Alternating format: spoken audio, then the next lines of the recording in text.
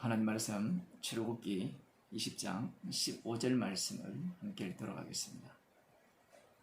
도적질 하지 말지니라. 아주 짧은 본문이죠. 애굽 땅 종되었던 집에서 인도하여 내신 여호와 하나님께서 자기 백성들에게 도적질 하지 말지니라 이렇게 말씀을 하셨어요. 그 이유는 간단합니다. 왜 도적질 하지 말아야 되는가? 모든 것들이 하나님의 선물이기 때문에 그래요. 유월절 어린 양의 피로 구원을 받았을 뿐만 아니라 애굽에서 나올 때 갖고 온 모든 것들도 하나님의 선물이고, 그리고 이후에 이들이 약속의 땅에 들어가게 될 때 그 약속의 땅은 언약궤를 앞장세워 들어가는 땅입니다. 그러하기에 그 땅에서 주어지는 모든 것들은 하나님께서 주시는 선물이라는 겁니다. 그런데 이 도적질하지 말지니라 이렇게 말씀하시는 이유는 그들이 도적질하지 않을 것이라는 기대를 갖고 하시는 말씀은 아니에요. 율법이라는 것은 항상 인간의 이 숨겨져 있는 것들을 찔러서 터지게 하는 그런 기능을 합니다. 그래서 출애굽기 22장에 보면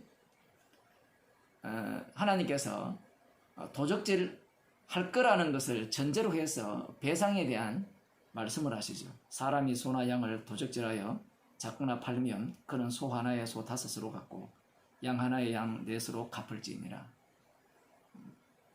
배상하는 법까지 하나님께서 이렇게 율법으로 주셨다라는 것은 이미 이스라엘 백성들이 도적질을 할 것이라는 것을 전제로 하여서 이 율법을 주셨다라는 겁니다.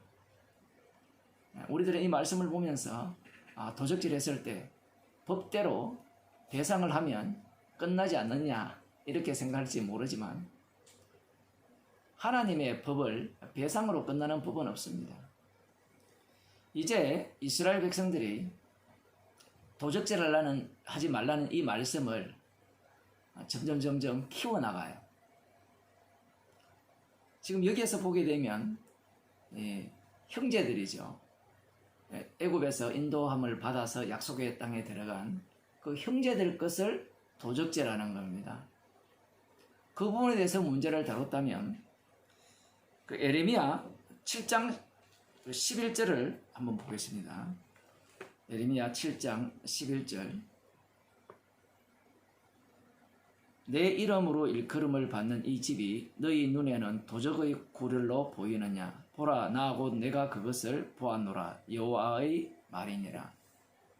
이미 이 에레미야 시대에, 그 전 시대에 이스라엘 백성들에게 주어진 이 성전이라는 곳은 희생제물이 드려지는 곳이고 여호와의 이름이 거하는 곳이죠. 하나님께서 이스라엘 백성과 함께 하시는 곳인데 그 성전이라는 곳은 기도하는 곳이라고 예수님께서 말씀을 하셨어요. 솔로몬이 성전을 완공한 이후에 성전의 기능을 확실하게 해버리죠. 죄 용서하는 곳이 성전이라는 겁니다. 그런데 이 성전을 강도의 도적의 구렬로 만들었다. 성전을 갖고 돈벌이 한다는 거예요. 오늘날 교회를 갖고 돈벌이 하듯이 하나님의 성전을 도적질하는 겁니다. 표현을 하자면. 조금 더 다른 본문을 보면 에레미야 23장 30절을 보면 이 도적질을 참으로 독특한 것을 도적질을 하는데 그 도적질하는 내용이 무엇인가 하면 23장 30절을 제가 읽어드릴게요.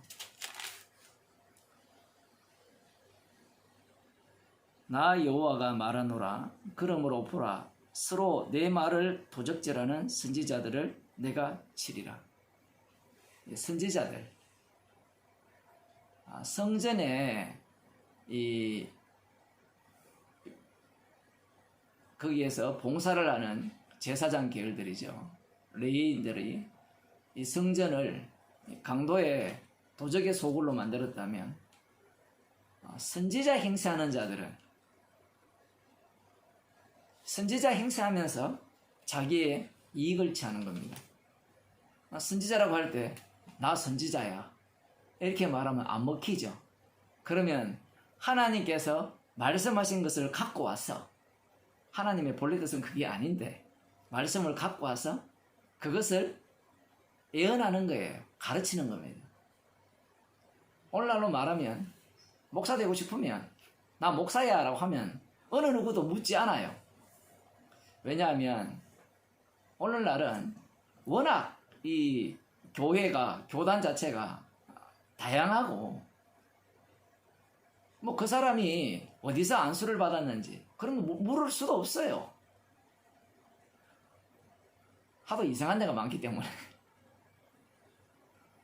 뭐 그렇게 하면서 이제 나 목사니까 설교할 자격이 있지. 그러니 너희들은 내 말 들어. 이렇게 이야기를 하는 거예요. 표현을 하자면. 왜 그렇게 하느냐. 복음을 전하는데 목사가 안 돼도 되잖아요. 목사가 되겠다라는 것은 궁극이가 있는 거예요. 뭔가를 노리고 있는 겁니다. 이 선지자가 아니면서도 선지자 행세하는 이들이 왜 선지자 행세를 하느냐, 하나님의 말씀을 갖고 와서 행세를 하느냐라고 할 때는 그게 돈이 되기 때문에 그래요. 돈이 안 되면 이런 일을 안 하죠. 예를 들어 예레미야 선지자처럼 예언을 하니까 뭐 이 구덩이에 갇히고 미움받고 얻어터지고 이런 경우라면 선지자 행세 안 합니다. 그러면 이 선지자들의 특징은 거짓 선지자들이죠. 이들은 무엇을 도적질해서 선지자 노릇을 하느냐, 돈벌이를 하느냐, 하나님의 말씀을 도적질해서 선지자 돈벌이를 하는 거예요. 말라기를 한번 보겠습니다. 말라기에 보면 이것은 이제 방금은 이 두 지도자들 계열이라 이렇게 볼 수 있고요. 말라기 3장에 보면 우리들이 별로 안 좋아하는, 목사들이 제일 좋아하는 그런 말씀이 나오잖아요. 8절에 보면 사람이 어찌 하나님의 것을 도적질하겠느냐. 그러나 너희는 나의 것을 도적질하고도 말하기를 우리가 어떻게 주의 것을 도적질하였나이까 하도다. 이는 곧 11조와 헌물이라. 너희 곧 온 나라가 나의 것을 도적질하였으므로 너희가 저주를 받았느니라.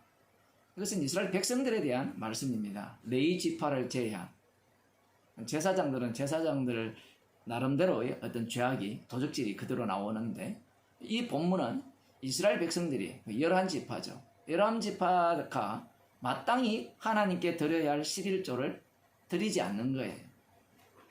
그러면 이렇게 이야기하죠. 왜 드리지 않느냐? 왜 바치지 않느냐? 이렇게 이야기하셔야 되는데 도적질했다는 거예요. 내 거라는 겁니다. 11조는. 자기가 뼈 빠지게 고생해서 농사를 지었는데 그 10분의 1이 하나님 거라는 겁니다. 10분의 1이 하나님 거라는 것은 그 전체가 하나님의 소유라는 거예요. 이미 이스라엘 백성 자체가 이 레위 지파의 희생으로 그들은 복을 받고 살아가는 자들이거든요. 레위 지파가 제물입니다. 제물, 희생 제물. 그 레위 지파의 희생 제물 기능이 사라지면 이스라엘 땅에는 저주가 임하는 거예요. 이들이 지금 11조를 도둑질한 거예요. 단순히 처음에는 이웃의 것을 도적질했죠. 그런데 이제는 누구의 것을 도적질합니까? 하나님 것을 노골적으로 도적질을 합니다. 그리고 400년이 흘러죠. 말라기 이후에 이제 거의 400년이 흐른 이후에 이제 예수님 당시에 유대인들은 어떻게 살아가느냐라고 할 때 이들은 방금 제가 읽어드린 이러한 말씀의 내용들을 잘 알고 있습니다. 바리새인과 서기관들이 성경 전문가들이기 때문에 이 말씀을 꿰뚫고 있죠. 그렇다면 당연히 하나님의 성전을 강도의 소굴로 만들면 안 된다는 것도 알고 있고 하나님의 것을 도적질하면 안 된다는 것도 알고 있습니다. 그래서 그들은 소득의 11조를 박하와 해안가 근처의 11조를 까지도 드리는 거예요. 그리고 성전에서의 제사는 하나님의 말씀대로 그대로 시키는 대로 할 뿐입니다. 그렇게 했는데 예수님께서 이 땅에 오셨어요. 오셔서 이 성전에서 그들이 행하는 그 행위를 어떻게 규정하시는가 한번 보겠습니다. 21장 12절 이하에 보면 예수께서 성전에 들어가사 성전 안에서 매매하는 모든 자를 내어 쫓으시며 돈 바꾸는 자들의 상과 비둘기 파는 자들의 의자를 둘러보시고 저희에게 이르시되 기록된 바 내 집은 기도하는 집이라 일컬음을 받으리라 하였거늘 너희는 강도의 구려를 만드는도다 하시니라. 지금 이 에레미야 선지자가 지적한 그 지적을 이들이 모르는 것이 아니에요. 다 알고 있기 때문에 그 지적을 그대로 받아들여서 지금 성전에서 하나님께서 시키는 대로 제사를 드리는 겁니다. 이 성전에서 매매하는 것도 율법에 다 기록되어 있어요. 문제는 이들이 하는 일들이 종말 때 예수님이 오셨을 때 그 한 일이기에 그들이 무엇을 해도 이 성전을 무엇으로 만들었냐 할 때는 이 도적의 굴을 도적 소굴로 만들었다라는 겁니다. 예수님 앞에서는 정당함이 성립이 안 돼요. 예수님이 이 땅에 오셨다는 것은 뭘 해도 도적이라는 겁니다. 뭘 해도. 만일에 이렇게 이야기하면 어떤 사람이 나는 성전에서 제대로 제사를 드렸는데요. 성전에서 일하는 사람들은 도적의 굴을 만들었지만 제물을 드리는 자는 나 도적이 아니지요. 이렇게 나올 거 아니에요. 예수님께서 성전 자체를 지금 부정해버리죠. 이건 성전이 아니라는 겁니다. 그래서 그 뒷구절에 보면 소경과 전언자들이 성전에서 예수께 나오며 예수께서 그들을 고쳐버리죠. 예수님이 바로 죄용사하시는 자신의 죽음으로 자신의 피로 죄용사하시는 참 성전 되심을 여기에서 그대로 보여주고 계신다는 겁니다. 이 참 성전 되신 예수님 앞에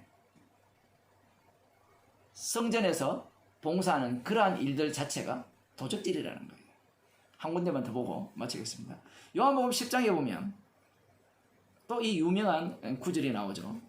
예수님께서 이렇게 말씀하십니다. 10절에 보면 도적이 오는 것은 도적질하고 죽이고 멸망시키려는 것뿐이요 내가 온 것은 양으로 생명을 얻게 하고 더 풍성히 얻게 하려 하는 것이라. 예수님이 선한 목자로서 이 땅에 오셨어요. 예수님께서 선한 목자로 이 땅에 오셨다는 것은 나머지 모든 자들은 도적이라는 겁니다. 이 말을 듣는 대상들이 누구냐라고 할 때는 뭐 유대인들의 지도자라고 볼 수 있죠. 바리새인과 서기관들. 그들이 도적이라 이렇게도 볼 수 있고요. 그러면 도적을 따르는 그 사람들은 도적이 아닙니까? 우리는 이 본문을 볼 때 양으로 생명을 얻게 하고 더 풍성히 얻게 하려 함이라 이렇게 말씀을 하시니까 나는 도적이 아니야. 나는 양이야. 예수님이 오셨으니까 나를 구원하기 위해 오셔서 이렇게 이 말씀을 사람들이 대하죠. 그러니 이 말씀을 육으로 읽는 겁니다. 육으로 난 자는 육일 뿐이에요. 영으로 난 자만 예수님의 말씀을 아멘으로 받을 수 있는 거죠. 따라서 예수님의 이 말씀은 어떤 내용을 담고 있느냐라고 할 때는 이 도적질하지 말지니라 이 율법에 근거하면 예수님 외에는 다 도둑놈이라는 겁니다. 어떤 도적이냐라고 할 때는 지금 누구의 것을 훔치고 있어요? 하나님의 것을 훔치는 도적. 예수님 앞에서는 모두가 다 지옥 가야 되는 겁니다. 불심판 받아야 돼요. 그러면 여기에서 양은 누구냐라고 할 때는 양도 불심판 받아야 되죠. 그래서 이 양이 누구냐라고 할 때는 주님의 심판, 주님이 십자가 심판을 당하실 때 그 심판 속에서 함께 심판을 받고 주님께서 그 피로 죄를 용서하신 자들이 주님이 구원하시는 양이라는 거예요. 따라서 이 양들은 자기 자신을 어떤 자로 규정하느냐 얘기예요. 바로 자신을 도적으로 규정한다라는 겁니다. 십자가 지신 예수님 앞에는 다 도적이에요. 우리들이 살아가는 게 다 도적입니다. 그렇게 살지 않나요?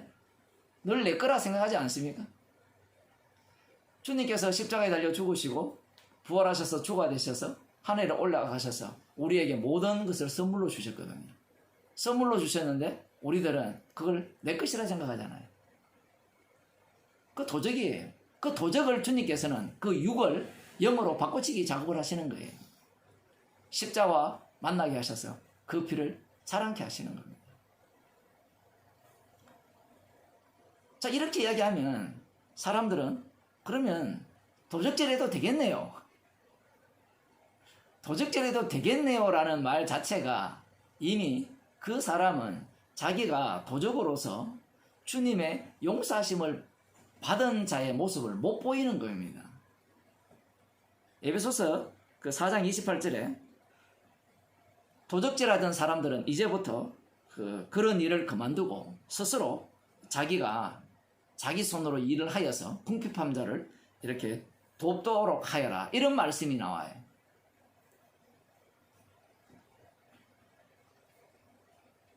이런 말씀이 이제 딱 등장하게 되면 사람들은 당황스럽죠.